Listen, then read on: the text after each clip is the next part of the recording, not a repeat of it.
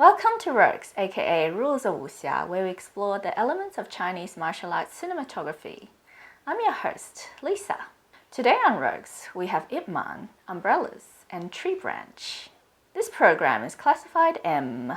It's been more than 2 months since my last episode. I'm so sorry! In today's episode, I will be analyzing the fight scenes in the movie Ip Man 3.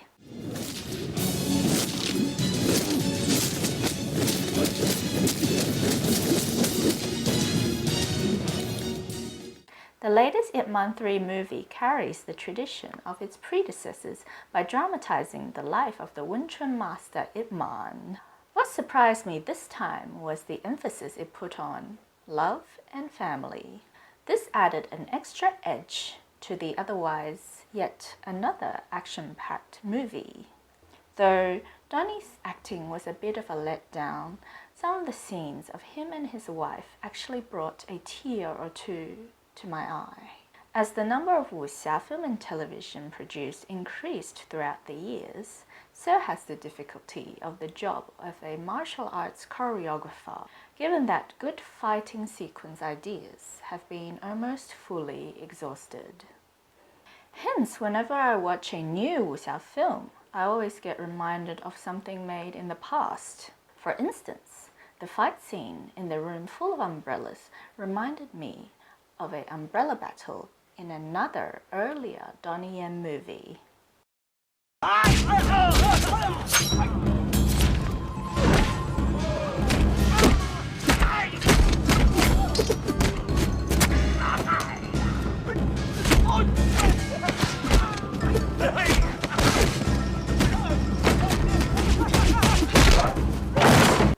I guess you can argue that they varied it up by keeping the fighting in a tight space. Fair enough, we'll let them off this time. But what about the idea of a big group of people ganging up on one person? Doesn't that look familiar to you? Yes, in its predecessor, Ip Man 2, there was the epic duel between Ip Man and the 10 karate black belts.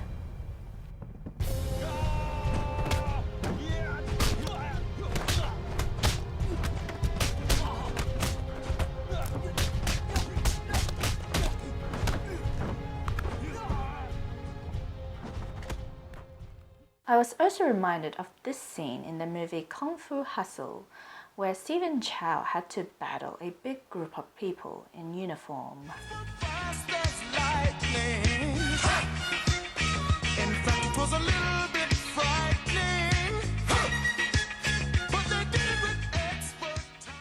If we wish to go back even further in time, 20 years ago, the movie Feng Sai-yok had a similar situation where Jet Li had to fight against about 50 people while being blindfolded.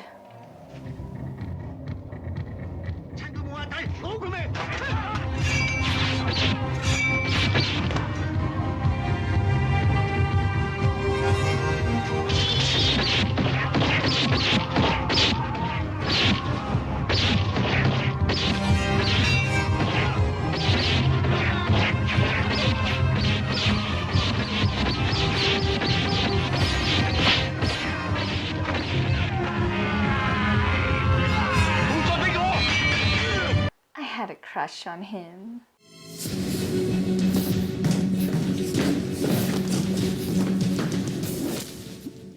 Back to Ip Man 3, the exchange between him and Mike Tyson also followed the trend of the stand against foreigners found in Chinese martial art films. The common enemy nationalities include Japanese,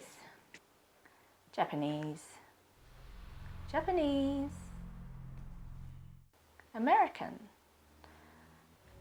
British.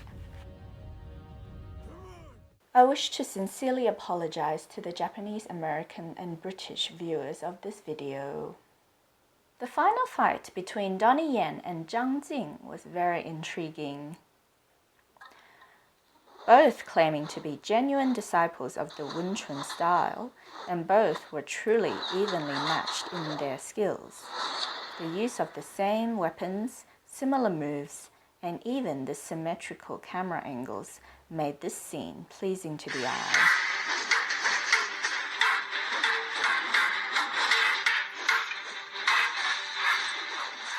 duels between the disciples of the same martial arts technique is actually quite popular in wuxia film and television. In Jin Yong's Swordsman story, the main protagonist and his first love interest were both from the martial arts clan of Huashan. From a young age, they studied sword fighting together and even invented their own set of attacks. Unfortunately, they were required to battle against each other towards the end of the story.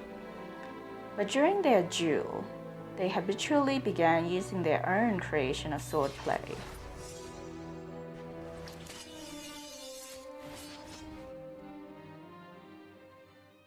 How cute! Furthermore, on swords, when Chouyang Fat persuaded Zhang Ziyi to relinquish the Sword of Destiny in Crouching Tiger and Hidden Dragon, he criticized her unorthodox wudang techniques and showed her the true wudang sword style by using just a tree branch.